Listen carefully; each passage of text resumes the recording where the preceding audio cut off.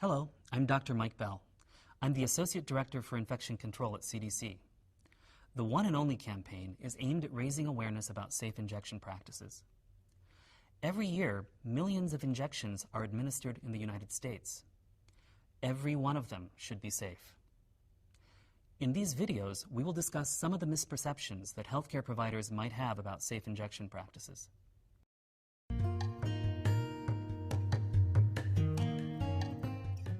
Hello, my name is Evelyn McKnight.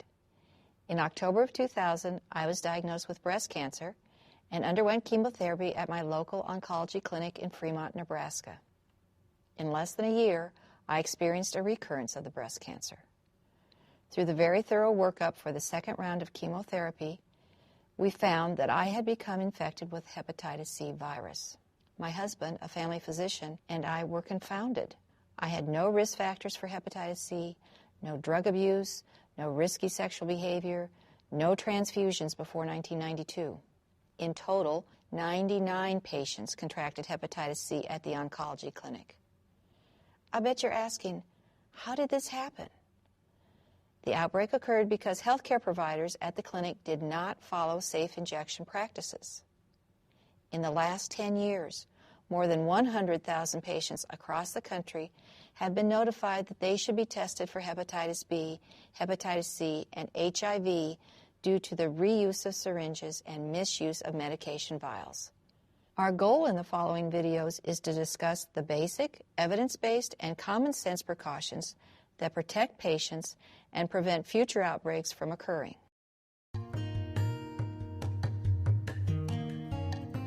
Dr. Gregory is starting his first day working at a pain management clinic.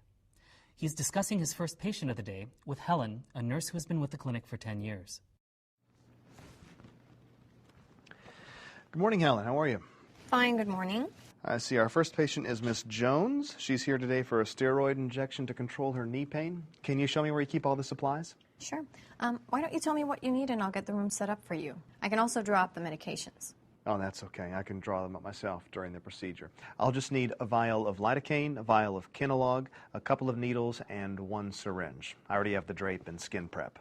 One syringe? Aren't you giving 2 injections? Yes, but after I inject the lidocaine, I'll just change the needle and draw up the Kenalog. I'm sorry, but I'm going to have to stop you right there. First, we use multi-dose vials of lidocaine and Kenalog. Multi-dose vials must be drawn up in our medication prep area, and they can't enter the patient treatment area unless we're dedicating them to that patient and discarding them at the end of the procedure. And more importantly, reusing a syringe to access a medication vial is not safe, even if you change the needle. Besides, changing the needle would only place you at an unnecessary risk of a needle stick injury. Well, I'll make sure not to aspirate to avoid any contamination of the syringe. That won't prevent contamination. As you give the injection, blood can travel up the needle into the syringe, even if you don't aspirate. If you reuse that syringe with or without the same needle, you will contaminate the medication vial and place other patients at risk of infection. Well, you're right.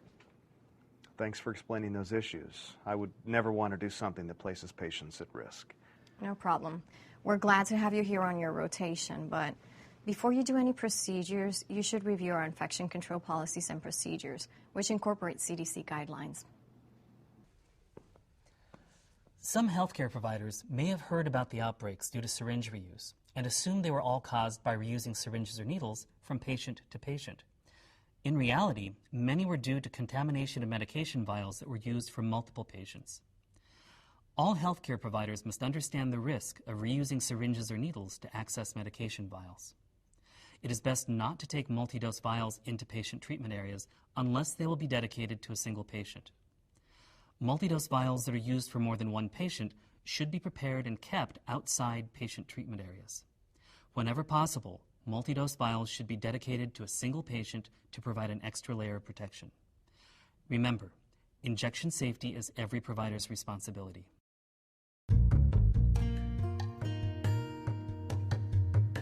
A routine part of anesthesia practice is the administration of IV medications. Let's observe as Laura, a practitioner in training, and Tony, an experienced anesthesia instructor, prepare for the first patient of the day.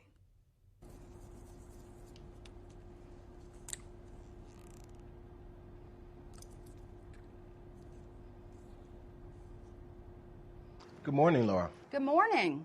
Are you ready for our first case? Yes, I am. I see you using a 10cc syringe for the propofol. What are you planning to do with the leftover propofol in the vial? Well, since I only need 10 cc's for this case, I'll keep it in the cart for the next patient. No, it's not appropriate to use a single-use medication vial for multiple patients. It's important that we adhere to manufacturer's labeling for a medication, and propofol is labeled as single-use. Any medication not used for this patient should be discarded at the end of the case. Okay, but I have another question for you. Is it okay to continue using medication from this same syringe for the same patient? Yes, we can titrate dosage from a filled syringe for an individual patient, provided the syringe is handled aseptically and discarded at the end of the case. Is it okay to use the same syringe to draw out more propofol if the patient needs it? No. Once used, syringes are considered contaminated and should not be reused to draw out more medication, even for the same patient. I understand that syringes and needles are single-use items and can't be used for more than one patient. But if I'm going to throw the vial out at the end of the case anyway, why can't I reuse the needle and syringe to draw out more medication? It's all for the same patient. Using a new needle and a new syringe every time we enter the medication vial adds an extra layer of safety in case for some reason the vial is not discarded like it should be.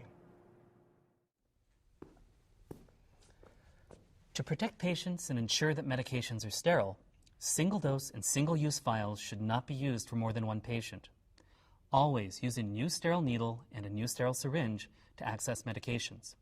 Remember that injection safety is every provider's responsibility.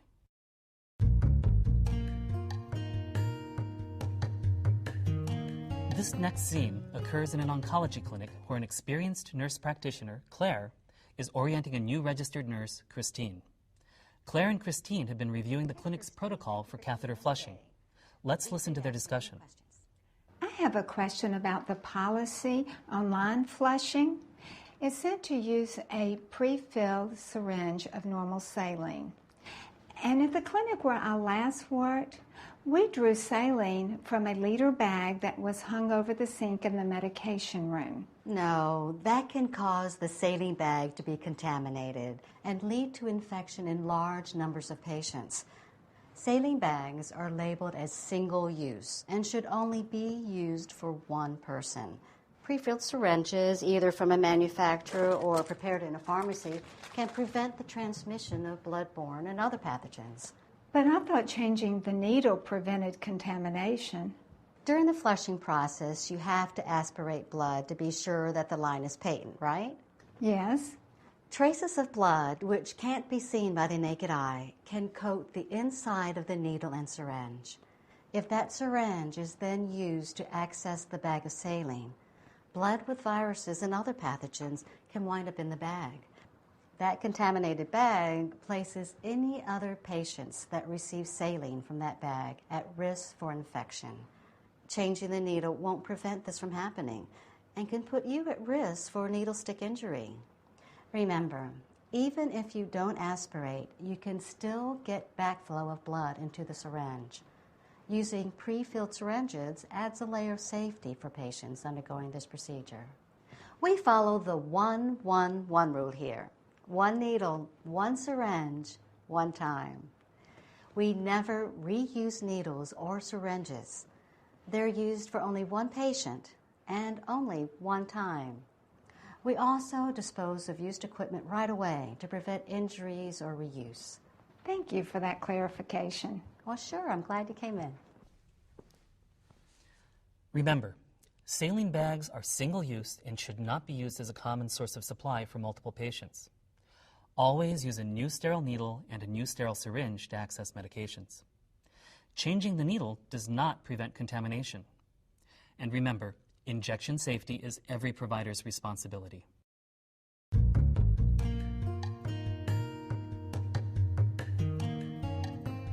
In this short video, we will review some key points of safe injection practices.